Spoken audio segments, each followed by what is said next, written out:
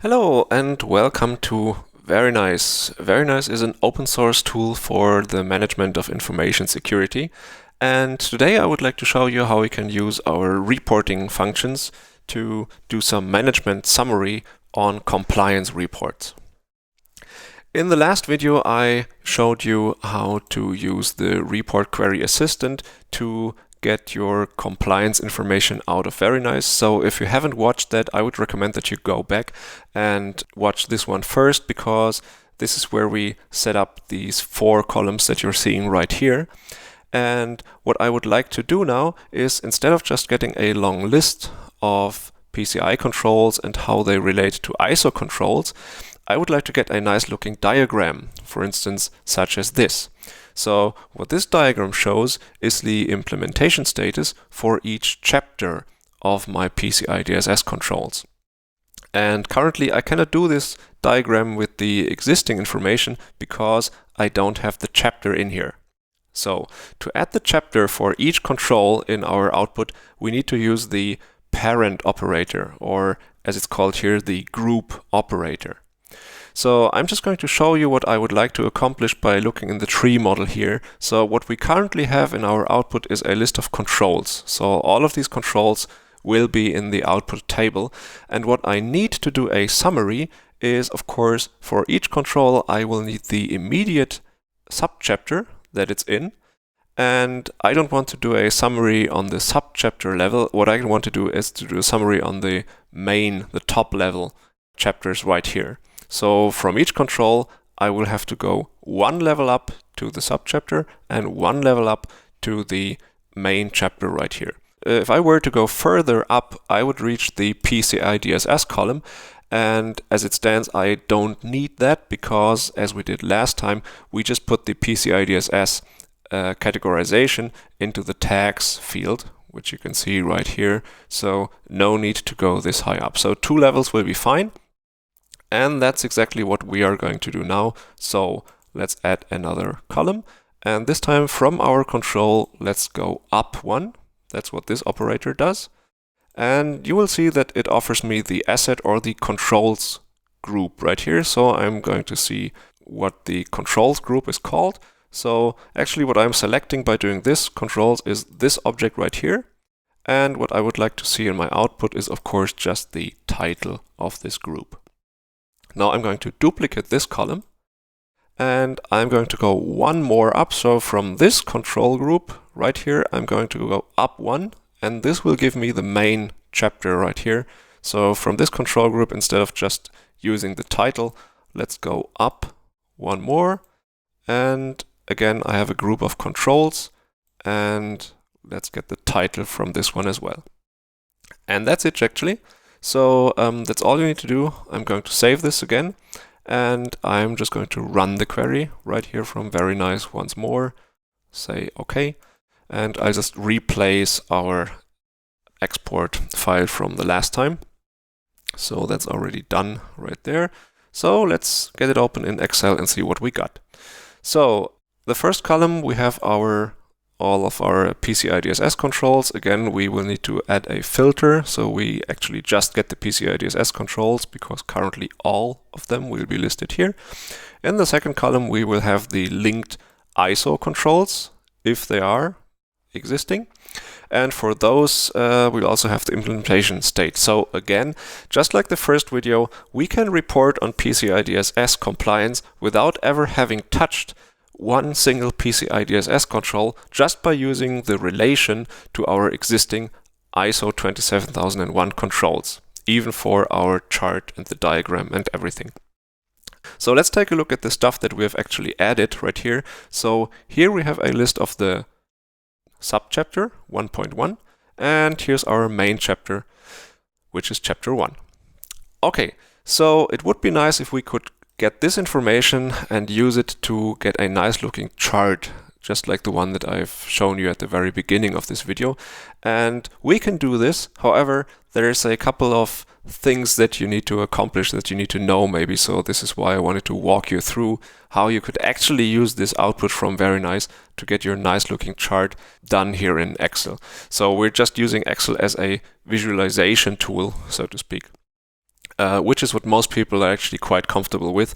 There's also the verinice report designer, but we learned that instead of learning a completely new tool, most people actually find just by, or actually prefer using Microsoft Excel to get their charting done. At first, we will need to do what we did last time, apply a filter, so we can just get the PCI DSS controls right here.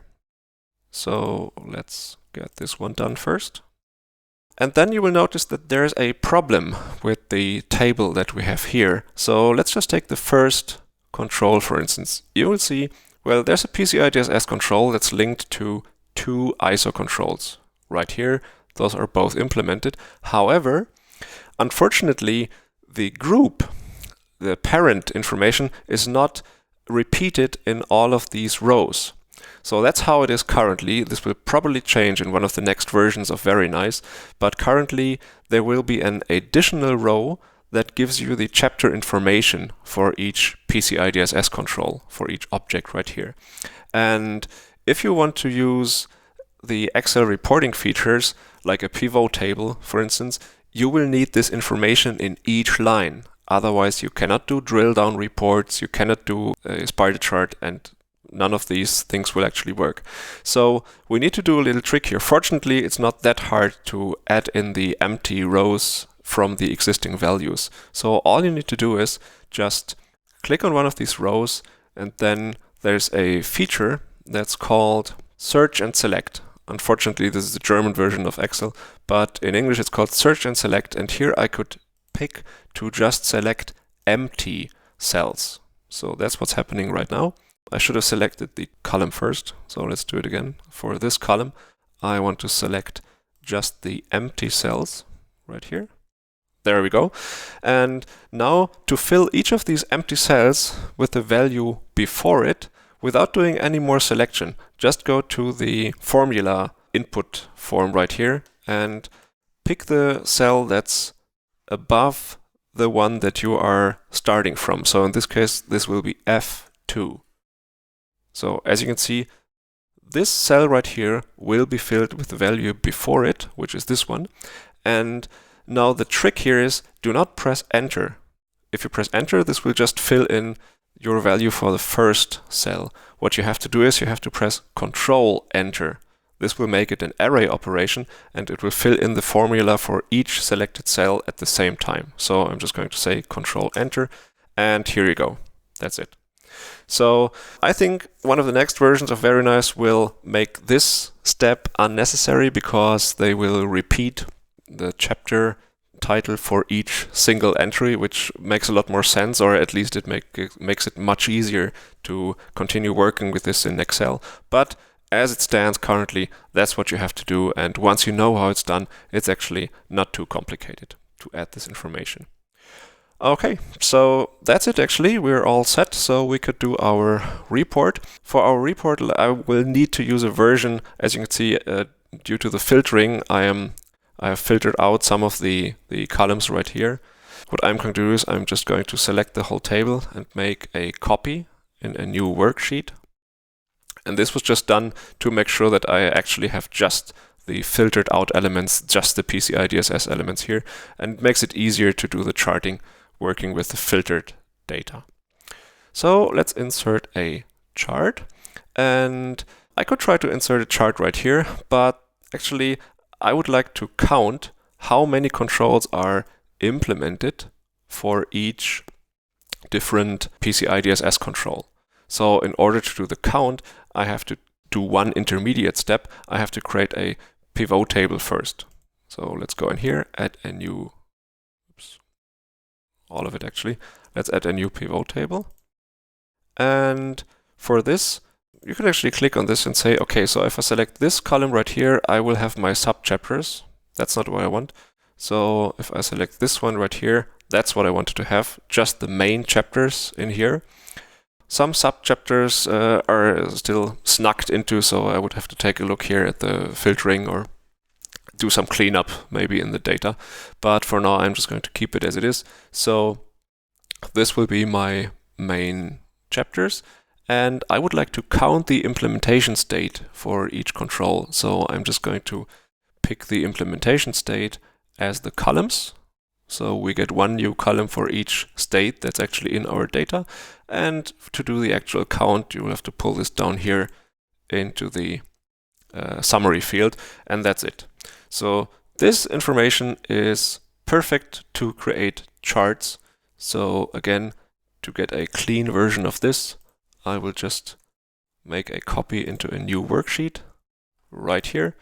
And you can use this for your chart right away. So for instance, I could do a bar chart, make it 3D, just so it looks a little bit nice.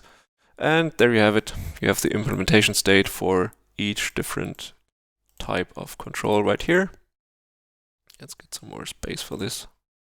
So for each chapter, you can see how many controls are actually implemented, how many are partly or not implemented, how many are left out.